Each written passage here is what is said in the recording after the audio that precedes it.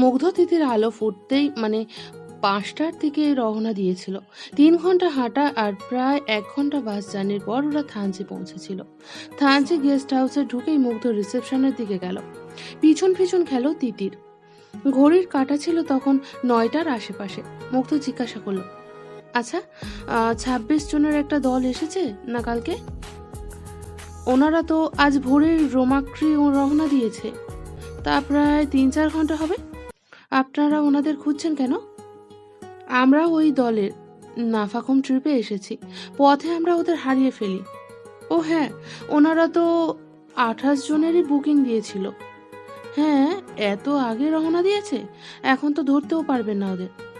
ওনারা যদি টানা নৌকায় যেত তাহলে আপনারা ইঞ্জিন নৌকা দিয়ে গিয়ে ধরতে পারতেন, কিন্তু ওনারা তো ইঞ্জিন নৌকা নিয়ে গেছে সবগুলোই। ওরা কোনো মেসেজ দিয়ে গেছে আমাদের জন্য? না, কই কিছু বলেনি তো। তিতির বলল, এখন কি হবে? দাঁড়াও দেখছি। তারপর মুগ্ধ আবার ম্যানেজারকে জিজ্ঞাসা করলো, একটা ঘর হবে 2 জনের জন্য? হ্যাঁ। আপনাদের সম্পর্ক? আমরা স্বামী স্ত্রী। তিতির অবাক হয়ে চাইলো মুগ্ধর দিকে। মুগ্ধ সেই দিকে ভ্রুক্ষেপ করল না। ম্যানেজার বলল, সব রুম বুকিং দেওয়া আছে। দেব কিভাবে বলুন? আমরা রাতে থাকবো না, জাস্ট গোসল করে ফ্রেশ হয়ে একটু খাবো, এই জাস্ট এইটুকু সময়। ও, তাহলে একটা রুম দেয়া যাবে। যদিও বুকিং আছে, কিন্তু ওনাদের আসতে বিকাল হবে। ওহ, থ্যাঙ্কস। রুম খুলে দিতে দিতে ম্যানেজার জিজ্ঞাসা করলো, নতুন বিয়ে করেছেন বুঝি? হ্যাঁ, ওই গত সপ্তাহে। হানিমুনে এলেন এই জঙ্গলে? আসলে আমাদের দুজনেরই পাহাড় জঙ্গল পছন্দ। ম্যানেজার সবগুলো দাঁত বের করে বলল, ভাবির তো দেখি একদম কম বয়স। তিতিরের বলতে ইচ্ছে করছিল, তাতে তোর কি রে বেটা, কিন্তু বলল না। মুক্ত বলল, হ্যাঁ, অ্যারেঞ্জ ম্যারেজ তো। ও আচ্ছা ভাই, 3টার মধ্যে রুম ছেড়ে দিতে হবে কিন্তু। হ্যাঁ, নো প্রবলেম। ম্যানেজার বেরিয়ে যেতেই মুগ্ধ দরজা লাগিয়ে দিল। তিতির বলল, এটা কি হলো? মুগ্ধ কাঁধ থেকে ব্যাগ নামিয়ে বলল, কি হলো? স্বামী স্ত্রী বললেন কেন? তো তোমাকে বউ বলেছি বলে কি তোমার জাত গেল? তারপর নিজের কলার একটু ঠিক করে নিয়ে বলল, আমি কি ফেলনা নাকি? এইসব বলার কি দরকার ছিল? না বলে রুম পেতাম না। আর তুমি রিয়্যাক্ট করছো কেন? বলেছি বলেই কি আমি রুমে ঢুকেই স্বামীদের মতো বিহেভিয়ার করছি? তিতির আর কথা বাড়ালো না। মুখে যাই বলুক, কথাটা শুনে ওর বেশ ভালোই লেগেছে। বরং কাজের কথা বলা যাক। বলল, আচ্ছা, এখন আমরা কি করব? মুগ্ধ বিছানায় শুয়ে বলল, গোসল করব আর খাবো, তারপর বান্দারবান ফিরে যাব। আর তুমি যদি চাও তো রোমাক্রিও যেতে পারি, কারণ ওরা তো দুপুরে রোমাক্রি পৌঁছে ওখানকার গেস্ট হাউসে থাকবে। ভোরে নাফাকুমের উদ্দেশ্যে যাত্রা, আর আমরা এখন রওনা দিলে সন্ধ্যার মধ্যে পৌঁছে যাব। ফিরে যাওয়ার জন্য কি এত কষ্ট করে এসেছি নাকি? আমি নাফাকুম যাবই যাব। আচ্ছা, কিন্তু চিন্তা হচ্ছে কিভাবে যাবে সেটা নিয়ে। তিতির চেয়ার টেনে বসতে বসতে বলল, কেন, নৌকা ছাড়া অন্য কোনোভাবে যাওয়া যায় না? না, একমাত্র উপায় নৌকা, কিন্তু দল ছাড়া শুধু 2 জন নৌকার জন্য রিস্কি হয়ে যাবে। তার উপর একটা ছেলে একটা মেয়ের জন্য তো রিস্কটা আরো বেশি হয়ে যায়। এখানেও ডাকাত আছে? না, ডাকাতরা এদিকটা আসে না, এদিকটায় জলদস্যুদের। ও মা গো, জলদস্যু? তবে জলদস্যুরা কাউকে ধরেছে এরকমটা কমই শোনা গেছে। ওরা সমুদ্রে যায় বেশি। যখন ওখানে সুবিধা করতে পারে না তখন এইদিকে আসে। আর এইদিকে এসে করবেই বা কি বলো? এইদিকে মানুষের তো আর অত টাকা পয়সা নেই, টুরিস্টও খুবই কম। ওরাও কি ডাকাতদের মতন মেয়েদের প্রতি? থেমে গেল তিতির। তারপর মুক্ত বলল, মেয়েদের প্রতি লোভ কারি বা নেই বলো তো? ডাকাত জলদস্যুরা না হয় বুঝলাম অশিক্ষিত, অভাবে বড় হয়, তাই শিক্ষা পায়নি, মানবিক বোধ জন্মায়নি। কিন্তু আমাদের শিক্ষিত সমাজে এমন অমানবিক পিশাচ কি নেই? সব মুখোশ পরে ঘুরছে, সুযোগ পেলেই মুখোশটা টেনে খুলে ফেলছে। কই, আপনার তো কোনো লোভ নেই? কথাটা বলে ফেলে যে কি ভালো লাগছিল তিতিরে। ইস, সব ছেলেই যদি মুগ্ধর মতো করে ভাবতো। মুগ্ধ হেসে বলল, আসল ব্যাপারটা কি জানো? না, তবে জানতে চাই। সব পুরুষ মানুষ খারাপ না, কিন্তু ওদের জন্য পুরো পুরুষ জাতটাকে কুকুরের সাথে তুলনা করা হয়। ওদের জন্যই সবার খারাপ কথা শুনতে হয়। অথচ প্রপারেশনটা কিন্তু ওই এক বাটি দুধে একটা মাছের মতোই। কিন্তু রাস্তায় বেরোলে তো স্টেপে স্টেপে ছেলেরা পাশ দিয়ে যায় আর খারাপ খারাপ কথা বলে। তাহলে প্রপারেশনটা কোথায় গিয়ে দাঁড়ায় ভাবুন তো? ওটা তো টিজিং। টিজিং তারাই করে যারা রাস্তায় রাস্তায় থাকে। ওদের সংখ্যা তো কমই, ওদের দেখেছো, কিন্তু যারা রাস্তায় নেই, বাসায় আছে, তাদের কি দেখতে পাচ্ছ? তা অবশ্য দেখছি না। আর ওদের দেখলে মনে হবে ওরা ভদ্র ফ্যামিলির ছেলে, কিন্তু আদৌ তা নয়। আমি তো কখনো 1 মিনিট রাস্তায় দাঁড়িয়ে থাকার টাইম পাইনি। আমার ছোট ভাই দৌড়ের উপর থাকে স্কুল কোচিং নিয়ে, সেও টাইম পায় না। আমরাও আড্ডা দিই, তবে বাসায় বসে কাজিনদের সাথে। বাইরে আড্ডা দিই স্কুল কলেজ ভার্সিটিতে বন্ধুদের সাথে ক্লাসের ফাঁকে। রাস্তায় রাস্তায় টাইম পাস করার মতো সময় আমাদের মতো ফ্যামিলির ছেলেরা পায় না। আর আমাদের মতো ফ্যামিলি দেশে সবচেয়ে বেশি। মুগ্ধ ঘড়ি দেখে বলল, দেরি হয়ে যাচ্ছে আমাদের, পরে গল্প করব। এখন বাসায় একটা ফোন করো, তারপর গোসলে যাও। ও হ্যাঁ, কিন্তু আপনি গোসল করবেন না? তুমি আগে করো। বাসায় ফোন করলে সবার সাথে কথা বলতে হবে আলাদা আলাদা করে, তখন অনেক সময় লাগবে। ততক্ষণে আপনি বোধহয় গোসল করে ফেলতে পারবেন। ও ঠিক আছে, তাহলে আমি আগে যাচ্ছি। তিতির মোবাইল বের করে দেখলো নেটওয়ার্ক নেই। মুগ্ধর দিকে তাকিয়ে বলল, নেটওয়ার্ক তো নেই। আমার বাবা তো টেনশনে হার্ট অ্যাটাক করবে। মুগ্ধ ব্যাগ থেকে কাপড় বের করছিল, তাকিয়ে বলল, এয়ারটেল? কোন ভরসায় যে পাহাড়ে এয়ারটেল নিয়ে আসতে পারো জানতাম না তো। আচ্ছা, প্রবলেম নাই, আমারটা না। পকেট থেকে মোবাইল বের করে এগিয়ে দিল মুগ্ধ, তারপর গোসলে ঢুকে গেল। তিতির মোবাইল হাতে নিয়ে দেখলো সিম্পল লক, কোনো প্যাটার্ন নেই। বাবার নাম্বারে ডায়াল করলো। বাবা চিন্তায় ছিল। বাবাকে বুঝিয়ে বলল যে ও ভালো আছে, আর আগামী 6-7 দিনের কথা হবে না, কারণ এইদিকে নেটওয়ার্ক নেই। বাবা বলল, ভাইয়া নাকি আগেই বলেছে সব। তারপরেও মনটা কেমন করছিল। এখন কথা বলে বেশ ভালো লাগছে। মায়ের সাথেও হাই হ্যালো করে রেখে দিল। ফোনটা রাখতেই তিতিরের কেন যেন ইচ্ছে করলো মোবাইলটা ঘাঁটতে। জানে এটা ঠিক না, তবুও সোজা মেসেজ অপশনে চলে গেল। সব ফোন কোম্পানি আর মায়ের, বোনের, ভাইয়ের আর ফ্রেন্ডদের মেসেজ। সত্যিই কি ওর গার্লফ্রেন্ড নেই? তখন হঠাৎ একটা মেসেজে চোখ আটকে গেল। নাম্বারটা প্যারা দিয়ে সেভ করা। কনভারসেশনটা ঠিক এরকম ছিল। প্যারা, মুগ্ধ, আমি তোর প্রতি মুগ্ধ। ব্রিং মুগ্ধ is good for health. I love you. So what? I can do it for you? You should love me too. কেন? আমি কি তোর কাছে মাথা বান্ধাইছি? এমন করিস কেন অলওয়েজ? আমি এমনই। এত ভাব কিসের তোর? তুই এই আজাইরা মেসেজ দেয়া ভাব বাড়াইছোস। কাউকে ভালোবাসা কি দোষ? না না, অনেক বড় গুণ। এই অনেক বড় গুণ অন্য কাউকে গিয়ে দেখাবা, কামে দিব।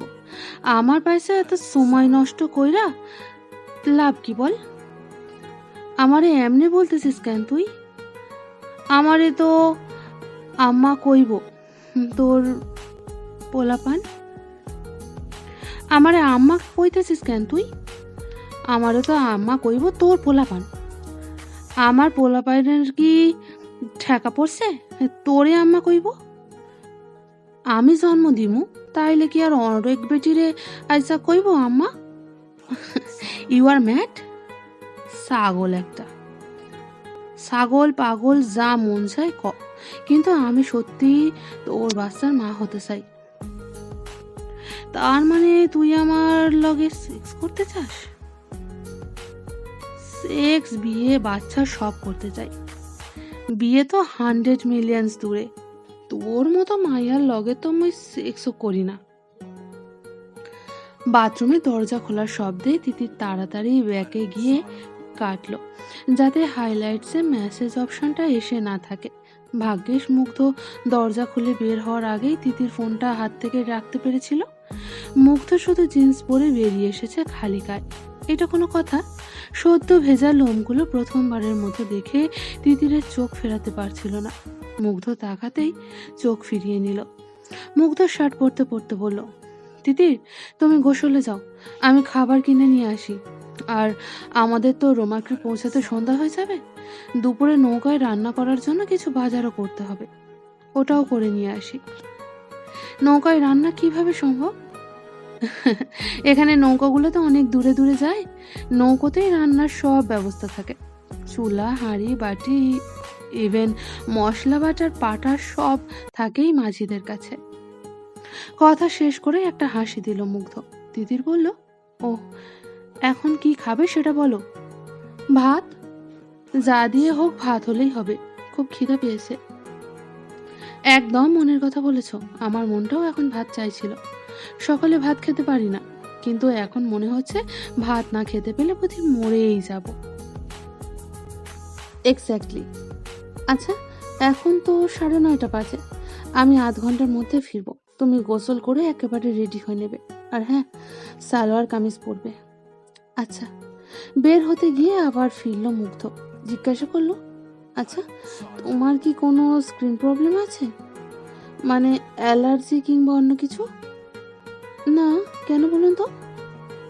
এসে বলছি, দরজা লাগাও, আর কেউ আসলে দরজা খোলার আগে জিজ্ঞাসা করবে কে।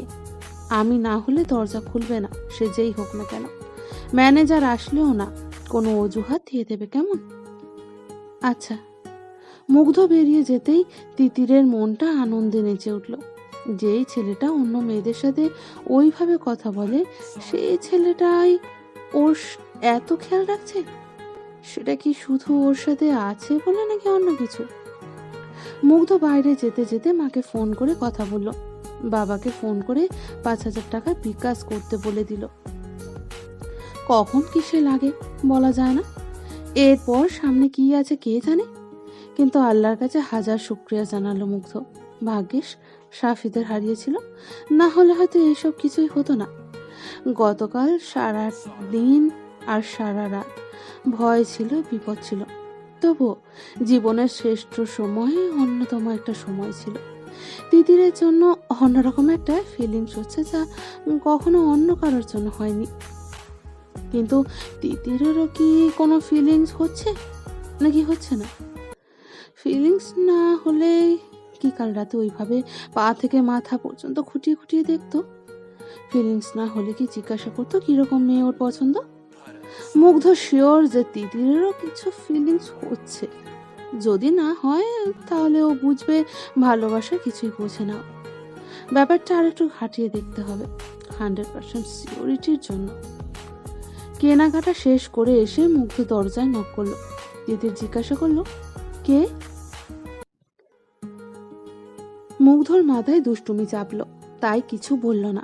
আবার নক করলো। তিতির বলল, কে? এবারও মুগ্ধ কথা বলল না, নক করলো। তিতির বলল, না বললে খুলবো না তো। আরে বাবা খোলো, তিতির দরজাটা খোলো। তিতির দরজা খুলে বলল, ঢং তো ভালোই করতে পারেন। মুগ্ধ কিছুই বলতে পারল না, ওর চোখ আটকে গেছে। তিতির গোসল করে হালকা বেগুনি মানে জারুল ফুলের রঙের একটা সালোয়ার কামিজ পরেছে। ওর গায়ের হালকা গোলাপি রঙের সাথে মিশে গেছে সব। কোনো প্রসাধনেই নেই মুখে, চুলগুলো এখনো আঁচড়ায়নি, এলোমেলো চুল বেয়ে ফোঁটা ফোঁটা পানি পড়ছে। এত স্নিগ্ধ রূপ কেবল বৃষ্টি হয়ে যাওয়া পর প্রকৃতিতেই দেখেছে, কোনো মানুষের মাঝে দেখেনি। এক ফোঁটা পানিকেই তখন খুব হিংসে হচ্ছিল, কারণ সেটা ছিল তিতিরের চোখের বরাবর গালের উপর। মুগ্ধকে এইভাবে হাঁ করে চেয়ে থাকতে দেখে তিতির অপ্রস্তুত বোধ করছিল, আবার কেন জানি বেশ ভালোও লাগছিল। কত মানুষই তো ওকে হাঁ করে চেয়ে দেখেছে, এত ভালো তো লাগেনি কখনো। কিছুক্ষণ কারোর মুখে কোনো কথা ছিল না। মুগ্ধ হঠাৎ খেয়াল করলো ও বেহায়ার মতো অপলক দৃষ্টিতে তিতিরের দিকে তাকিয়ে আছে। স্বাভাবিক হয়ে বলল, চলো খেয়ে নি। ভাত পাইনি, রুটি ভাজি চলবে তো? হ্যাঁ ঠিক আছে, বাজার করে এনেছি, নৌকায় উঠেই ভাত রান্না করে নেব। আচ্ছা। খেয়ে দিয়ে সব গুছিয়ে ফেলার পর মুগ্ধ বলল, তুমি কি সুতির ওড়নাওয়ালা কোনো সালোয়ার কামিজ এনেছো? হ্যাঁ, কেন? আসলে ওড়না দিয়ে ঘোমটা দিতে হবে, জর্জেটের দিয়ে দিলে তো আর লাভ নেই। কিছু মনে করো না এইভাবে বলছি বলে। এই জায়গাগুলো দুজনের জন্য রিস্কি, একবার যে বিপদে পড়েছি তাতে আবার পড়তে চাই না। বুঝেছি। আচ্ছা, চেঞ্জ করতে হবে না, আমি ওড়নাটা রেখে শাল নিয়ে নিচ্ছি। তিতির একটা শাল বের করে মাথায় ঘোমটা দিল। মুগ্ধ শালটা মাথা থেকে খুলে ওর গায়ে পেঁচিয়ে দিয়ে বলল, মাথা ঢাকা কম্পালসারি না, গা ঢাকাটা কম্পালসারি। সরাসরি না বুঝলে কিছুই বোঝো না দেখছি। তিতির লজ্জা পেয়ে গেল। মুগ্ধ বাজারের ব্যাগ থেকে একটা কাজলের কৌটো বের করে তিতিরের হাতে দিল। তিতির অবাক হয়ে বলল, কাজল লাগাবো? কিন্তু আমি তো পেন্সিল কাজল ছাড়া দিতে পারি না।